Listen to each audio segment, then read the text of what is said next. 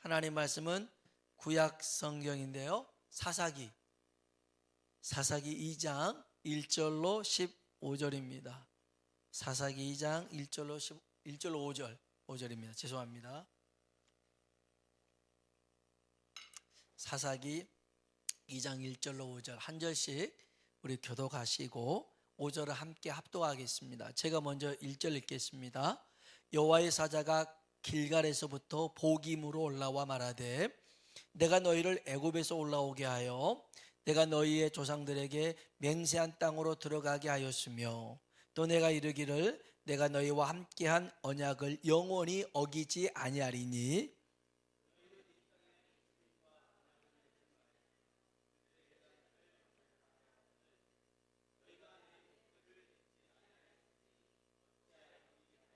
그러므로 내가 또 말하기를 내가 그들을 너희 앞에서 쫓아내지 아니하리니 그들이 너희 옆구리에 가시가 될 것이며 그들의 신들이 너희에게 올무가 되리라 하였노라.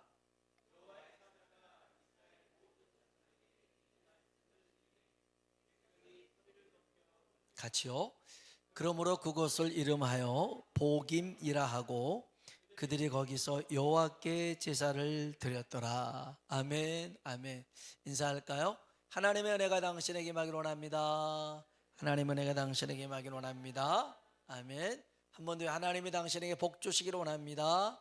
하나님이 당신에게 복 주시기를 원합니다. 아멘. 제 신학교 동기이면서 저보다 좀 나이 어린 목사가 있어요. 착한데 성격이 강해요. 고집이 세요. 그러니까 그러다 보니까 목회를 좀 하면서 고생이 많았어요. 착해서 고생 많은 게 아니라 고집이 세서 성격이 강해서 목회를 좀 많이 힘들어했어요. 그래서 이제 그 목사님이랑 가끔 만나 식사를 하면 제가 조언을 해줘요. 안 들어요. 맨날 예전에는 그 SNS에 거기 있잖아요. 그 카톡 이런데 카카오스토리 이런 데다가 자기와 함께했던 그 성도들에 대해서 똑바로 살아라, 회개하라, 하나님이 지실 것이다 이런 말들을 막 써놔요. 너뿐만 아니라 내 자녀들에게도 그렇게 하실 것이다 막 써놔요.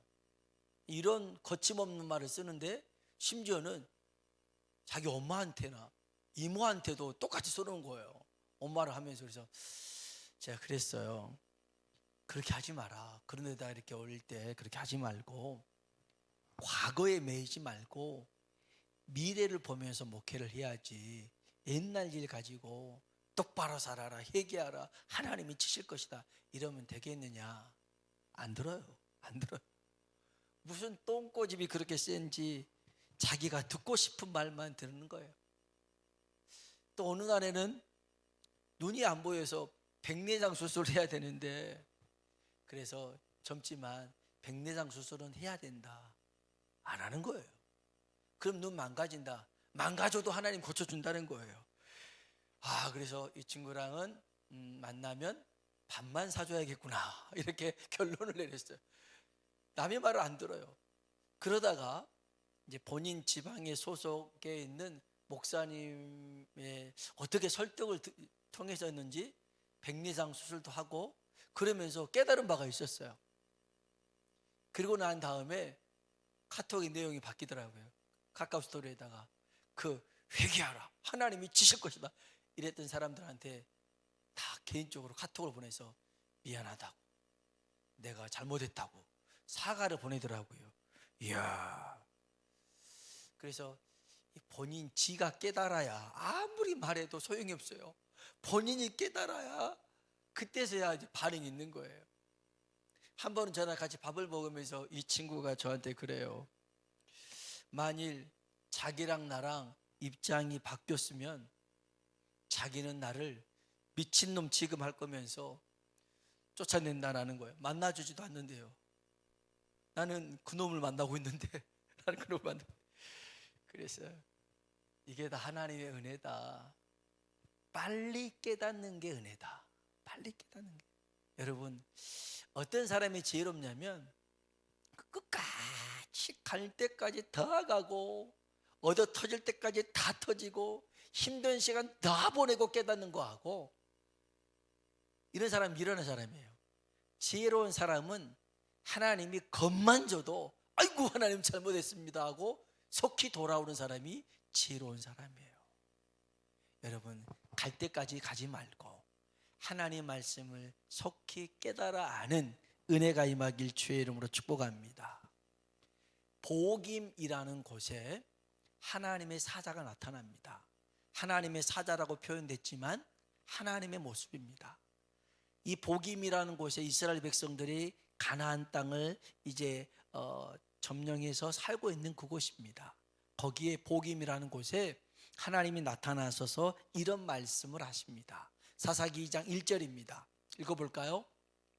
여호와의 사자가 길갈에서부터 복임으로 올라와 말하되 내가 너희를 애굽에서 올라오게 하여 내가 너희의 조상들에게 맹세한 땅으로 들어가게 하였으며 또 내가 이르기를 내가 너희와 함께한 언약을 영원히 어기지 아니하리니. 아멘. 아멘. 이 1절 말씀이 무슨 말씀이냐면 내가 너희를 애굽에서 인도했다. 그리고 내가 너희를 가나안 땅으로 들어오게 했다. 왜 이런 말 하십니까? 하나님이 생색내시려고 그럽니까? 야, 내가 한 거야. 내가 니네들 구원한 거야. 내가 이 땅 너에게 준 거야. 나 잘했지. 나한테 빨리 잘해봐. 나한테 뭔가를 해봐. 이러려고 하나님이 하신 게 아니에요. 이 1절 말씀의 핵심이 뭐냐면 나는 약속을 지키는 하나님이다. 이게 핵심이에요. 내가 너희를 애굽 땅에서 인도해 냈잖아. 구원했잖아. 그리고 내가 약속한 대로 가나안 땅에 인도했다. 그리고 이따가도 보겠지만 내가 너희와 함께한 언약을 영원히 지킬 거다. 하나님은 약속의 하나님으로 자신을 나타내고 있어요. 그런데 문제는 뭐냐면 너희는 내 목소리를 듣지 않았다. 하나님이 뭐라고 말씀하셨냐면 너희가 가나안 땅에 들어가면 그들과 함께 거하지 말고 그들을 내쫓아라. 그들과 결혼도 하지 마라. 그들이 섬기는 신을 섬기지 말라. 이렇게 말씀했는데요, 그들은 어떻게 했냐면 2절 한번 볼까요? 2절 같이 읽어봅시다. 너희는 이 땅의 주민과 언약을 맺지 말며 그들의 제단들을 헐라하였거늘 너희가 내 목소리를 듣지 아니하였으니 어찌하여 그리하였느냐. 아멘. 하나님의 목소리를 듣지 않았어요. 이 땅의 주민들과 언약을 맺지 말고 그들을 내쫓고 또 그들의 신을 섬기지 말라고 했는데 다 하나님의 말씀을 안 지켰어요. 그 중에 유다 지파가 있어요. 이 유다 지파가 하나님과 함께 했는데 정말 제가 이 성경을 읽으면서 이럴 수가 있나, 이건 말도 안 되는 구절이다, 이 구절 안에는 모순덩어리다 라고 한 말씀이 있어요. 사사기 1장 19절이에요 사사기 1장 19절 읽어볼까요? 여호와께서 유다와 함께 계셨으므로 그가 산지 주민을 쫓아내었으나 골짜기 주민들은 철병거가 있으므로 그들을 쫓아내지 못하였으며. 아멘. 다시 한번 보여주세요. 여호와께서 누구와 함께 계셨다고요? 유다와 함께 계셨어요. 아멘이지요? 아멘입니다. 하나님이 유다 지파와 함께 계셨는데 그래서 산지 주민들은 쫓아낼 수 있었대요. 그런데 골짜기 주민들은 쫓아내지 못했대요. 뭐가 있었어요? 철병거가 있어서 못했대요. 얼마나 모순덩어리입니까? 웃기지 않아요? 하나님이 함께 계셨지만 철병거는 하나님도 쫓아낼 수가 없다. 철병거가 뭡니까? 탱크입니다. 탱크. 그러니까 어떻게 사실 우리가 뭐 소총으로 탱크를 잡을 수 있겠어요? 불가능하겠죠. 그런데 하나님이 함께 하신대요. 하나님이 함께 하셔서 산 쪽에 있는 사람들은 쫓아냈는데 골짜기에 있는 사람들은 철병거가 있어서 쫓아내지 못했다. 그럼 하나님이 사람만 강하고 골짜기는 약하시냐? 아니라는 거예요. 아니라는 거예요. 그런데 유다 족속 지파가 하는 말이 뭐냐면 쟤네들 너무 세요. 너무 강해요. 하나님이 우리와 함께 하셔도 우리는 약해요. 이런 말입니다. 말이 됩니까? 말이 안 되는 소리예요. 므낫세 지파가 있어요. 므낫세 지파는요, 이 가나안 족속을 이겼어요. 그리고 쫓아내야 되는데 쫓아내기에는 그들을 종으로 부려먹으면 훨씬 효율적일 것 같아요. 땅 갈고 그 다음에 뭐 나무 베고 하는데 자기들이 하면 힘들잖아요. 얘네들 종으로 삼아서 노역하면 얼마나 쉬워요. 그래서 쫓아내지 않아요. 사사기 1장 28절 볼까요? 므낫세 지파의 말입니다. 읽어봅시다. 이스라엘이 장성한 후에야 가나안 족속에게 노역을 시켰고, 아멘, 쫓아내지 않았어요. 계속 노역을, 이 종처럼 하인처럼 이 가나안 족속을 부리려고 안 보냈대요. 아깝다고, 좀 효율적으로 살자고. 그래서 므낫세 지파가 그 가나안 원주민을 쫓아내지 않았어요. 또 이 가나안 원주민들이 자꾸만 이스라엘 사람들이 와가지고 자기를 괴롭히니까 결심을 해요. 나는 저놈들이 이 땅을 빼앗으려고 해도 절대 빼앗기지 않고 절대 나가지 않을 거야. 이들이 결심을 하니까 그 땅에 머물게 됩니다. 자, 한번 봅시다. 사사기 1장 27절입니다. 읽어볼까요? 가나안 족속이 결심하고 그 땅에 거주하였더니, 아멘. 여러분, 결심은요, 가나안 족속이 아니라 하나님의 백성들이 결심을 해야 돼요. 이 땅을 너에게 주리라 했으니까, 아멘, 하나님이 말씀하셨으니, 약속하셨으니 반드시 이 땅을 차지해야겠다. 어떤 일이 있어도 결심하고 차지해야겠다 해야 되는데, 결심을 세상 사람들이 하고 있는 거예요. 여러분, 이것이 오늘 우리들의 모습과 흡사비슷합니다. 불순종하는 우리 모습, 태도가 이래요. 우리 하나님을 믿어요. 하나님 믿어요.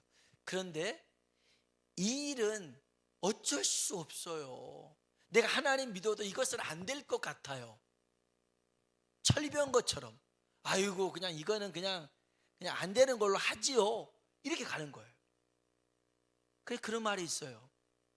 하나님이 일하는데, 하나님의 일은 돈으로 하는 게 아니라 믿음으로 하잖아요.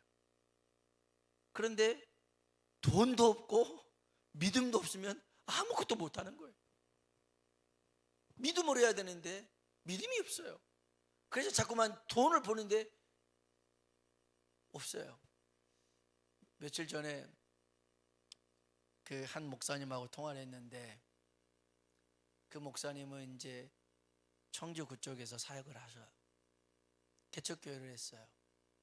지금도 그쪽에서는 월세를 듣고 깜짝 놀랐어요. 제가 서울에서 개척했을 때는 월세가 120만 원이었는데, 목사님, 근데 목사님 월세는 얼마예요? 16만 원이에요. 에? 그런 데가 있어요? 16만 원에. 근데 그것도 힘들어서 몇 달치 전기세가 밀려서 도와준 적도 있고 그러는데, 근데 너무 힘드니까 일을 하려고 갔나 봐요. 학원차, 미술 학원차 운전을 하는데 전혀 사고 날 상황도 아닌데 외제차가 와서 들이박았대요. 그 아파트도 앉아 안에서 박았대요.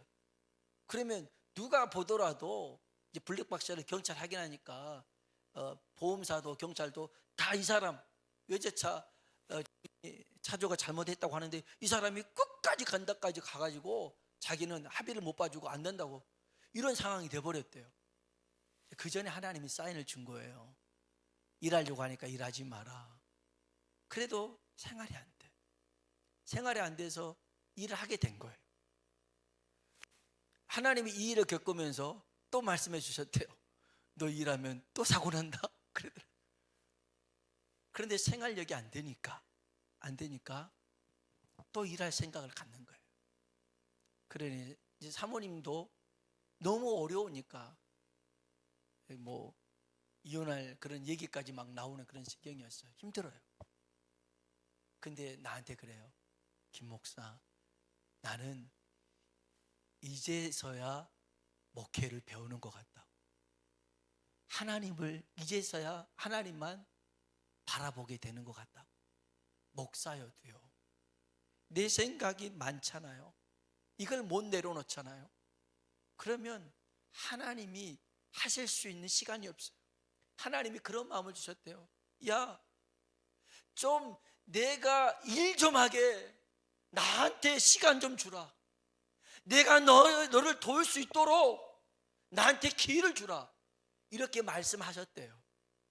하나님이 하실 수 있도록 시간을 달라고 하는데 본인이 하고 있는 거예요. 본인이 하고 있는 거예요. 여러분 늘 기억하세요. 내 손보다 주님 손이 크다라는 것을 꼭 기억하시길 축복합니다. 내가 아무리 해도 푼돈이에요. 아무리 해도. 하나님이 하시면 푼돈이 아닙니다. 주머니로 옮기시더라고요. 주머니로 옮기시고 애굽 사람들의 주머니를 이스라엘 백성들한테 채워 넣으시더라고요. 꼭 그것만은 아니지만 나 이 목사님을 얘기하면서 충격받았던 게 두 가지였어요. 하나는 내가 일할 수 있는 기회를 주라. 내가 일할 수 있는 기회를 주라. 이거였고요. 또 하나는 이제서야 목회를 배운다는 거예요. 목회를 20년 이상 했거든요. 그런데 이제서야 뭘 배우느냐? 하나님 바라보는 그것을 배우더라고요. 맨날 하는 말이, 우리가 하는 말이 철병거는 안 돼요. 월세는 안 돼요. 이런 소리 한단 말이에요. 아유, 이제 어떤 분들은 뭐 목사님은야 뭐 교회도 있고 월세 안 내니까 그런 소리 할지 모른다고 할지 모르겠지만 해봤어요. 해봤으니까 아는 소리예요. 해봤으니까. 여러분 아무리 우리가 철병거가 많고 크다 할지라도 우리와 함께 하신 하나님이 강하신 줄로 믿습니다. 아무리 합리적이고 효율적인 방법을 따진다 할지라도 하나님 앞에 순종하는 것이 나은 줄로 믿습니다. 근데 우리는 자꾸만 아유 나 의지가 약해서 그래요. 체력이 약해서 그래요. 시간이 안 돼서 그래요. 자꾸만 핑계거리를 찾아요. 변명거리를 찾습니다. 분명히 기억하십시오. 우리가 쫓아내야 될 것을 쫓아내지 못하고 끊어야 할 것을 끊지 못하고 자꾸만 합리적인 것, 효율적인 것 그렇게 타협하고 질질 끌려다닌다면 마침내 그 일이 내 옆구리에 가시가 됩니다. 올무와 덫이 되고 맙니다. 사사기 2장 3절이 그래요. 읽어봅시다. 그러므로 내가 또 말하기를 내가 그들을 너희 앞에서 쫓아내지 아니하리니 그들이 너희 옆구리에 가시가 될 것이며 그들의 신들이 너희에게 올무가 되리라 하였노라. 아멘. 그 노역시킨다고 안 쫓아냈던 그들 때문에 나중에요, 이스라엘 사람들은 전공이 뭐냐면 목자예요. 저 광야에서 들에서 목축업을 하는 사람들인데 농사를 지으려고 하니까 농사 한 번도 안 지어봤잖아요. 저도 시골에서 13년 넘게 있었지만 농사를 한 번도 안 지어봤어요.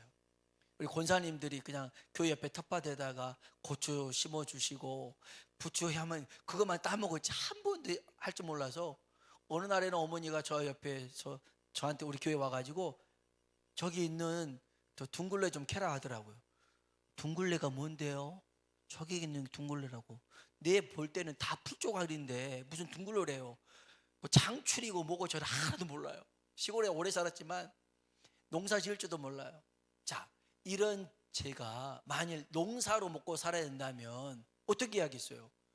농부들한테 물어봐야 될 거 아닙니까? 언제 모내기를 해야 되는가? 언제 씨를 뿌리고 언제 물을 주고 언제 비료를 주고 다 물어봐야 될 거 아닙니까? 이런 전문가가 누구냐면 가난한 사람들이에요.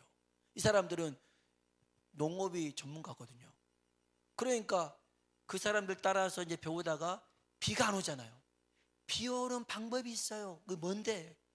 그 바알이라는 신한테 비나이다 하면 되는 거예요. 그래서 바알을 섬기게 돼요. 그러다가 아세라를 섬기게 되는 거예요. 그러니까 이 사람들을 부려먹으려고 하다가 이 사람들이 섬기는 신까지 섬기게 돼가지고 하나님을 떠나게 되는 거예요. 그게 옆구리의 가시가 덫이 되고 마는 거죠.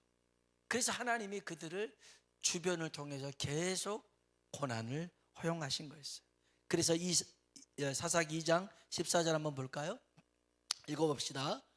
여호와께서 이스라엘에게 진노하사 노략하는 자의 손에 넘겨주사 그들이 노략을 당하게 하시며 또 주위에 있는 모든 대적의 손에 팔아 넘기시매 그들이 다시는 대적을 당하지 못하였으며. 아멘. 그들이 대적을 이겨야 되는데 싸워서 이기지를 못하는 것. 이유는 이거였어요. 하나님이 이스라엘 백성을 대적에게 넘겨버렸대요. 넘겨버렸대요. 그리고 그들을 하나님이 없애버린 게 아니라 남겨두셨대요. 남겨두셨대요.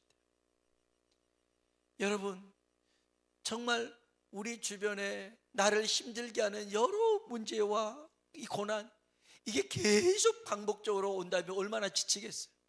이게 해결이 돼야 되는데 해결이 안 되고, 또 여기서 여기 막으면 여기가 터지고, 여기 막으면 여기가 터지고, 쉴 새 없이 터지는, 계속 반복되어지는 이러한 삶을 살아가는 이유가 있어요.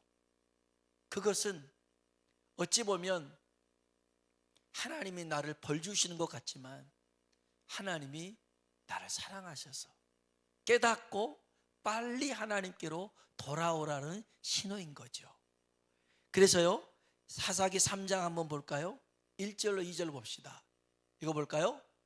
여호와께서 가나안의 모든 전쟁들을 알지 못한 이스라엘을 시험하려 하시며 이스라엘 자손의 세대 중에 아직 전쟁을 알지 못하는 자들에게 그것을 가르쳐 알게 하려 하사 남겨두신 이방 민족들은, 아멘, 이 남겨두신 이방 민족들, 뭐 가나안 족속, 그 다음에 아모리 족속, 모압 족속, 이런 여러 족속들을 하나님이 남겨뒀대요. 왜요? 하나님 전쟁을 알지 못하는 이스라엘 세대가 그 전쟁 가운데 역사하신 하나님을 알 수 있도록. 그래서 여러분, 하나님을 직접 경험하지 못한 세대들이 하나님을 알도록, 하나님을 믿게 하도록 대적들, 문제들을 남겨두셨대요. 하나님이 능력이 없어서 완전히 문제를 한 게 아니라, 못한 게 아니라 하나님을 알도록, 하나님을 믿도록 남겨두셨대요. 그럼에도 불구하고 하나님의 은혜를 알고 경험한 세대들이 하나님을 모르는 자녀들에게 이것을 잘 가르쳐줘야 됩니다. 그렇게 하지 못해요. 그것보다, 하나님은 아는 것보다 더 중요한 것은 공부해라, 공부. 예배보다 중요한 것은 공부하는 거야. 직장 생활이 중요하지 무슨 교회 활동이 중요하냐. 직장 생활 해야 된다. 부모들이 그렇게 얘기합니다. 좋은 대학 가야지, 좋은 직장 가야지. 네 인생이니까 네 맘대로 해라. 안 됩니다. 그건 육입니다. 버려두는 거, 방치하는 거예요. 저는 잘 모르지만 어느 날, 옛날 얘기입니다만은 제가 그런 인터뷰를 봤어요. 우리나라에 문익한 목사님이 있어요. 이분은 정말 기독교 장로회 기장 출신의 운동가이면서 좀 민주화 운동에 많이 힘을 썼던 분이셔요. 목사이면서. 그런데 이분의 아들이 있어요. 문성근이라는 배우고, 그 다음에 이제 이런 아들이 있는데 목사지만, 그 문익한 목사가 인터뷰 중에 그런 얘기 하더라고요. 나는 내 자녀지만 신앙에 대해서는 자유가 있다. 그래요. 아니, 이게 무슨 말입니까?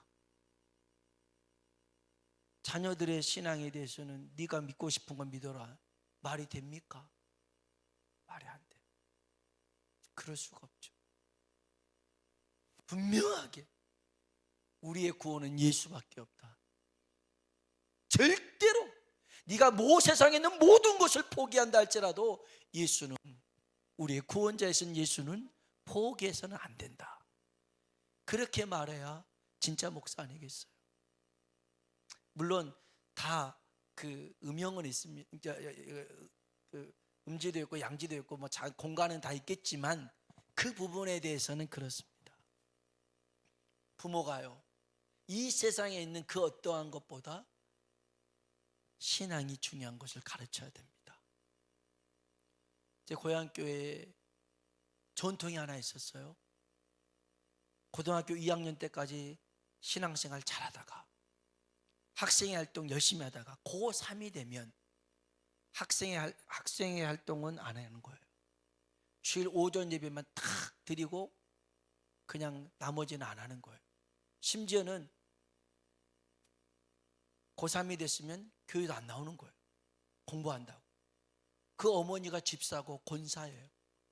그런데도 교회 나오지 말고 공부하라는 거예요. 학생회 가서 예배하고 신방하고 그런 거 하지 말고 공부하라는 거예요. 그게 전통이었어요. 그런데 전통이 깨졌어요. 누구 때 깨졌을 것 같아요? 저 때 깨졌어요. 제가 고3이 됐는데도 학생회장을 하면서 주일에 예배를 다 드리고 학생회 신방 다니고 하루 종일 그렇게 했어요. 사람들이 걱정했어요. 야, 저놈 대학이라도 갈라나.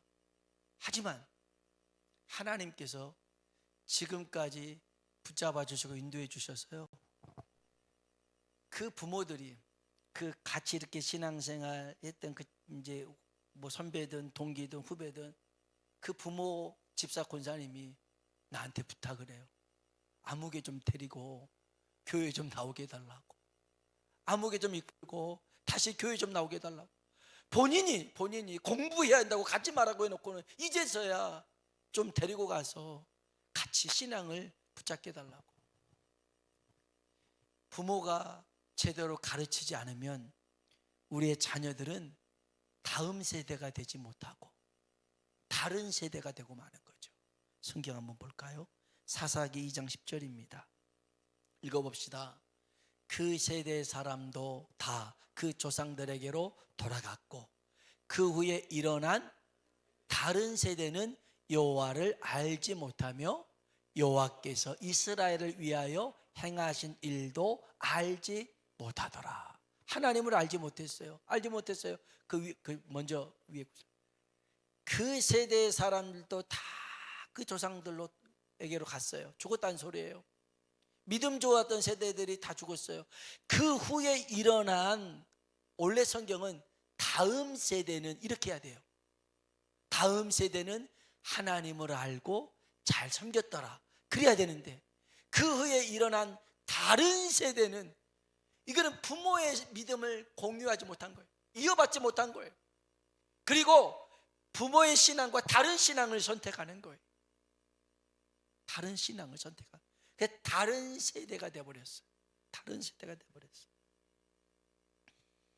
하나님이 이 모든 것을 봤을 때 얼마나 마음이 답답하겠어요. 얼마나 힘들겠어요.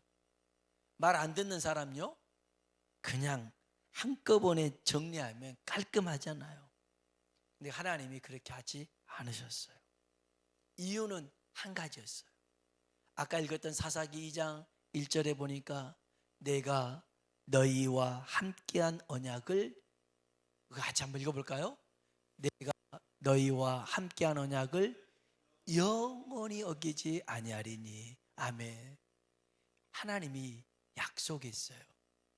우리들하고 약속했지만, 우리를 보면서 약속했지만, 우리 때문에 그 약속을 지킨 게 아니라 하나님 스스로가 약속했기 때문에 하나님이 그 약속을 지키시는 거예요.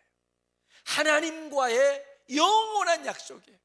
니들이 비록 나에게 어떻게 했든, 내 말을 듣든 안 듣든지 나는 너와 함께 할 거야.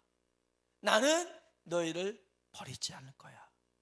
이런 말씀을 복임에서 하나님이 하셨던 거예요. 이제 그러니까 그제서야 깨닫고 하나님 말씀이 깨달아졌어요. 그래서 이 말씀을 듣고 그들이 하나님 앞에 엉엉 웁니다. 이게 사사기장 4절로 5절에 있는 말씀이에요. 같이 한번 읽어봅시다. 여호와의 사자가 이스라엘 모든 자손에게 이 말씀을 이르매 백성이 소리를 높여 운지라. 그러므로 그곳을 이름하여 복임이라 하고 그들이 거기서 여호와께 제사를 드렸더라. 아멘. 복임이라고 하는 것은 애통하는 마음, 울었던 곳이. 물론 하나님도 우셨겠지만 그 마음, 너희가 어떻게 하든지 간에 나는 너희와 함께하고 너희를 떠나지 않을 거야. 이게 나의 영원한 언약이야. 이제서야 그게 깨달아지니까 거기서 하나님 앞에 엉엉 울었어요. 그러면서 예배를 드렸어요. 시편에 보면 하나님이 원하시는 예배가 있대요. 하나님이 찾으시는 예배자가 있어요. 어떤 모습이냐면 우리 마지막으로 시편 51편 17절 볼까요? 읽어봅시다. 하나님께서 구하시는 제사는 상한 심령이라. 하나님이여 상하고 통회하는 마음을. 아멘. 하나님이 구하시는 예배가 뭐라고요? 상한 심령, 깨진 마음, 애통하는 마음, 상하고 통회하는 마음을 가지고 나오면 하나님이 멸시하지 않겠다는 거예요. 오늘 저와 여러분이 하나님 마음을 깨달아 아는 자가 되길 주의 이름으로 축원합니다. 갈 때까지 가서 얻어 터질 때까지 다 터지고 잃을 것 다 잃고 깨닫지 마시고 정말 하나님께서 말씀하실 때 즉시로 깨달을 수 있는 은혜, 그리고 그 말씀에 반응할 수 있는 하나님 사람 되길 주의 이름으로 축원합니다.